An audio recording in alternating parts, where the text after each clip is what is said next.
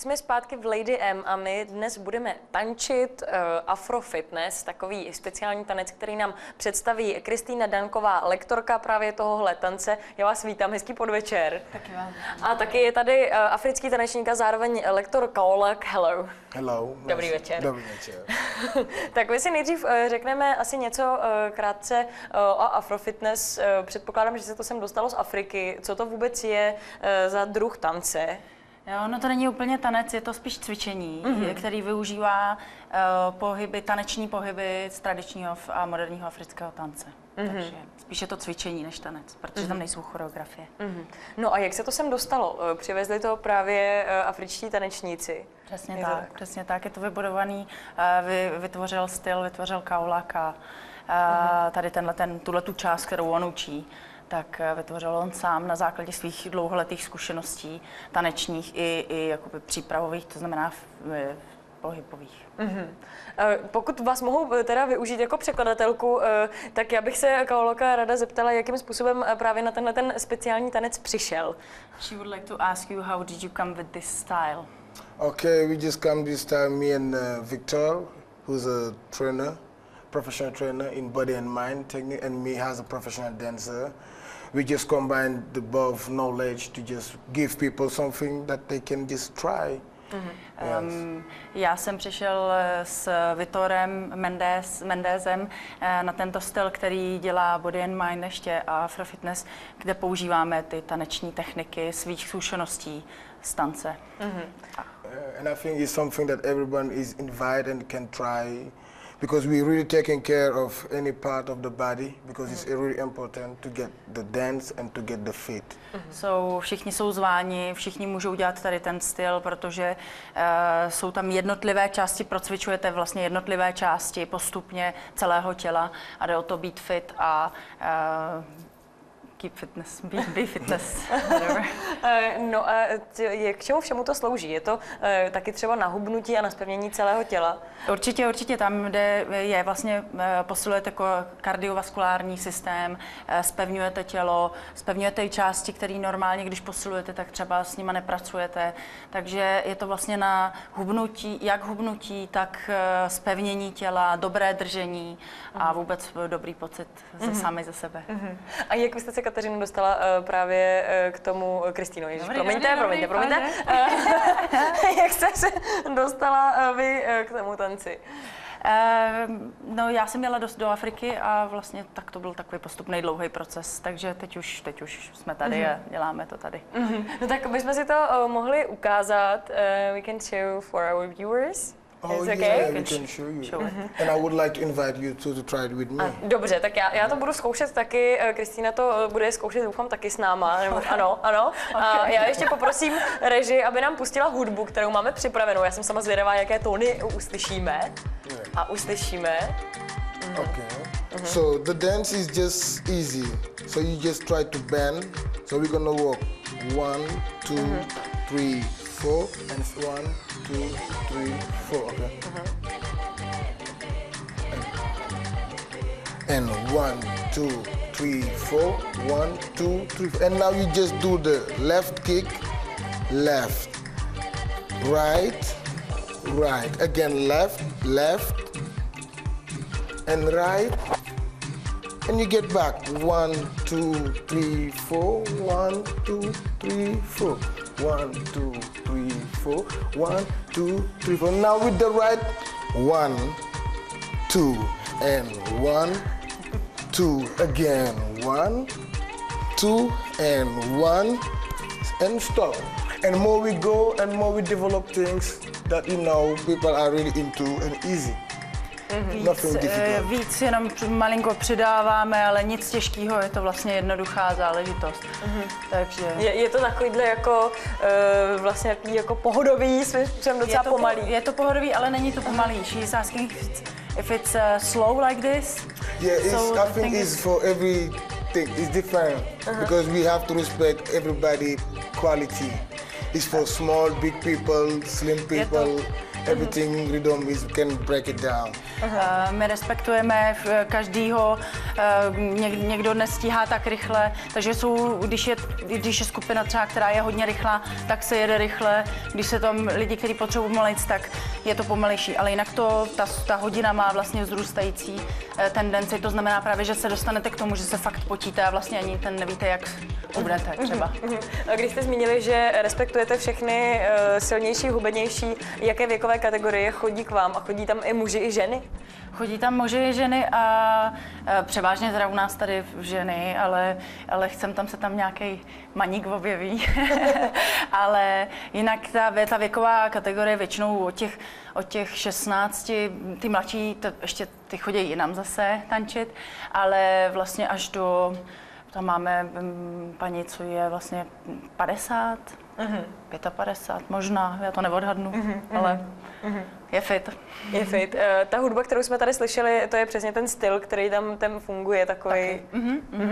Jak byste tu hudbu vlastně specifikovali? How would you specify the music? Oh, it's Afro Kuduro because we want to something international that touch everybody, but at the same time keep the basic thing that I will feel comfortable in it. The Czech people will comfortable in it. Yeah. It's open for anything, but with the Afro background on it.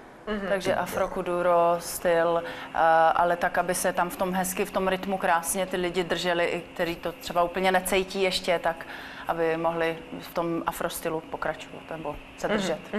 Tak my se za malou chvíli podíváme na vaše dotazy. Teď se už koukneme na náš dnešní bulvár a vy nám samozřejmě mezi tím pište nám na náš Facebook Lady M nebo na náš web metropol.cz a taky nám můžete volat přes Skype televize Metropol, je naše přezdívka a my dneska tančíme Afro Fitness.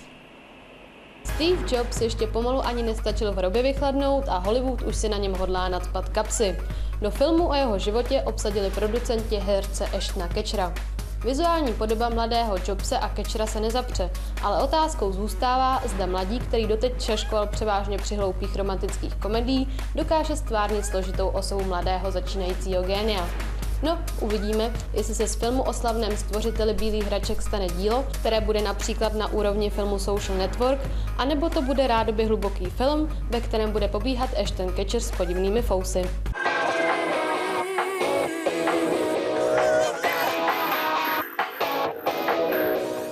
Kolik peněz se najde u středočeského hejtmana Davida Ratha? Můžete si vsadit. Bookmakeři nejmenované sázkové kanceláře ve středu vypsali poměrně kuriózní sázkovou událost. Sázkaři mohou tipovat, kolik se u Davida Ratha, obviněného z přijetí úplatku, celkem najde peněz a kde je bude mít schované. Sázková kancelář nechává lidi vybírat ze 3 možností a sice zda se u hejtmana najde celkem méně než 38 milionů korun, 38 až 50 milionů korun, či dokonce více.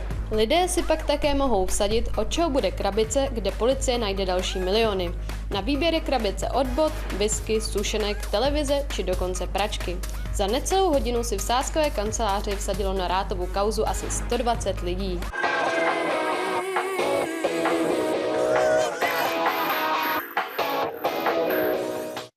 Tak takhle hlavu Británie ještě neznáte. Královna Alžběta II. Je proslulá svou oblibou v kostýmcích výrazných barev, které většinou i dokonale sladí s apartním kloboučkem.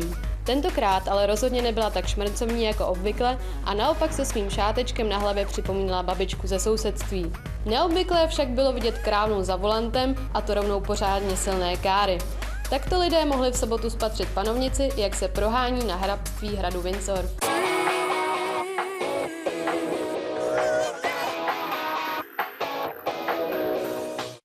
Kristýna Danková a Kaolak, to jsou moji dnešní hosté a my si povídáme o Afro Fitness. Vy jste mohli celou dobu našeho rozhovoru psát, je tady spousta dotazů.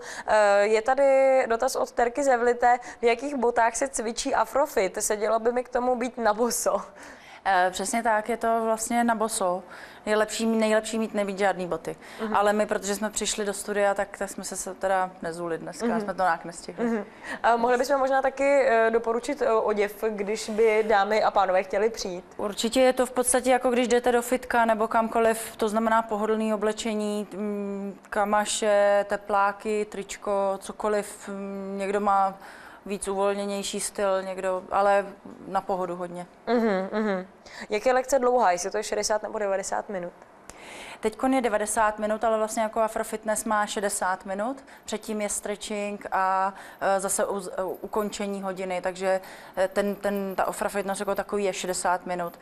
Ten zbytek už je jenom taková dolaďovačka. Lekce probíhají v angličtině? The classes are in English. Yeah, international because I'm learning Czech, so sometimes I can try to speak Czech to the people, but most of the thing is there is French people too, but most of the thing is in English. But I'm learning Czech, so I can try my bad Czech. takže hodiny jsou v angličtině, ale protože Kaolak se učí česky, takže jsou i trošku v češtině, někdy i ve francouzštině, záleží, jaký lidi se tam sejdou, takže takový international. Je tady taky anglický dotaz od Heleny, já ho přeložím, ale zda trénujete děti, if you also training the children. That's one of the plan that we want to do when everybody will be really open to collaborate. Yeah, we would like to work with children because that's the base thing that we would like to build and just make it grow. My začínáme nebo je to plán, který vlastně chceme dělat do budoucna. Teď začínáme na hodinách, jestli můžu říct rovnou, když tak kde. Můžete vlastně v pondělí a je od 8 hodin do 9:30 a ve středu, každou středu od 9:30 od 7:30 do 9 hodin a je to vlastně na Studio Focus. Je to Senovážný náměstí 6. A vlastně tam plánujeme i pro děti v odpoledních hodinách mít nějaké lekce, které budou kratší, samozřejmě to bude tak 45 minut. Proč jste se rozhodli mít ty hodiny takhle ráno? Chodí tam lidi? Ne ráno, ono je to večer. Jo, aha, pardon. Já jsem právě si říkala, že od 7:30 do 9. Jo, já to říkám 19, jasně. Takže od 8 hodin večer a od 7:30 ve středu taky večer. Tady je taky ještě dotaz od Kristy, jestli se v Africe tančí ten tanec při nějaké příležitosti a když tak při jaké? Já jenom bych rovnou řekla, ještě než začne odpovídat, on to není tanec, tohle je cvičení, tohle je udělaný, tohle je přímo vlastně jakoby postavený pro lidi tady, takže to není rituální, žádný tanec, který by se tančil, ale she's just asking, there is a question of if this kind of dance is in Africa if you're using it somehow. I'm just explaining that it's something else. No, it's not something that we use in Africa, but I think we're in 2012. And African dance has developed, has the time, and it's time that we create fusion, like Zumba is from everything, it's Latino thing, so it's the same thing. We just propose from African background something now modern that people can share, like they share telephone information. Takže není to tanec, ale jak se říká, je to cvičení, který je nakombinovaný stejně jako třeba Zumba, která má latino pohyby převážně, tak tady to je vlastně jako s africkýma africkýma pohybama. Takže je to kombinace právě udělaná pro spíš Evropu, pro ten styl, který je tady, na který jsou lidi zvyklí a je to něco nového, co by mohlo vlastně stejně zaujmout, protože je to podobné jako Zumba vlastně. But we still do real traditional dance because I'm professional dancer doing contemporary dance and traditional dance. Ale pořád vlastně součástí toho jsou kroky z toho tradičního afrického tance a moderního afrického tance, protože Kaolak je tanečník a choreograf. Tak já vám moc děkuju, že jste přišli sem k nám do studia. Přeju Afrofitness, ať se daří a ať se daří i vám a třeba ještě někdy na viděnou. Thank you. Thank you very much. Díky. Naschledanou. Naschledanou.